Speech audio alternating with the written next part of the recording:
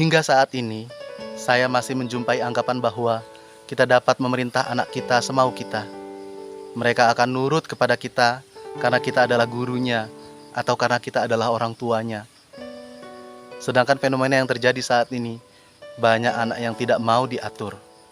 Hal ini menyebabkan kadangkala kita dengan mudahnya melabeli anak kita dengan kata-kata anak nakal, anak durhaka, anak tidak tahu diuntung, dan sebagainya.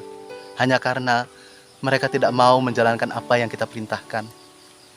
Saat ini muncul kebijakan tentang merdeka belajar yang memberikan pemahaman kepada saya bahwa pendidikan itu hanya suatu tuntunan di dalam hidup tumbuhnya anak-anak kita. Artinya bahwa hidup tumbuhnya anak itu terletak di luar kemampuan kita, di luar kehendak kita kaum pendidik. Anak-anak itu hidup sebagai manusia. Mereka tumbuh menurut kodratnya sendiri.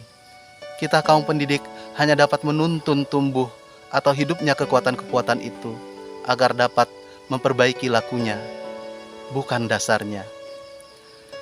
Yang bisa diibaratkan seorang petani yang menanam padi. Ia dapat memperbaiki kondisi tanah, memelihara tanaman padi, memberi pupuk dan air, membasmi ulat-ulat dan jamur-jamur yang mengganggu hidup tanaman padi, dan lain sebagainya. Meskipun pertumbuhan tanaman padi dapat diperbaiki, tetapi ia tidak dapat mengganti kodrat iradatnya padi. Misalnya, ia tak akan mampu menjadikan padi yang ditanamnya itu tumbuh sebagai jagung. Selain itu, petani juga tidak dapat memelihara tanaman padi tersebut seperti halnya cara memelihara tanaman kedelai atau tanaman lainnya.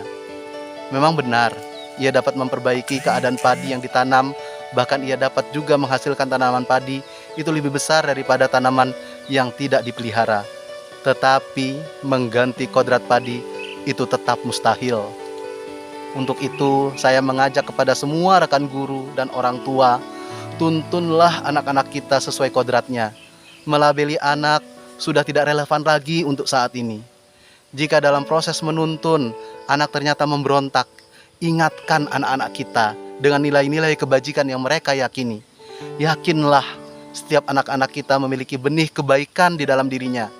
Tugas kita menyuburkan benih kebaikan tersebut hingga anak-anak kita bisa menjadi orang yang berbudi pekerti dan dapat hidup merdeka di tengah-tengah masyarakat.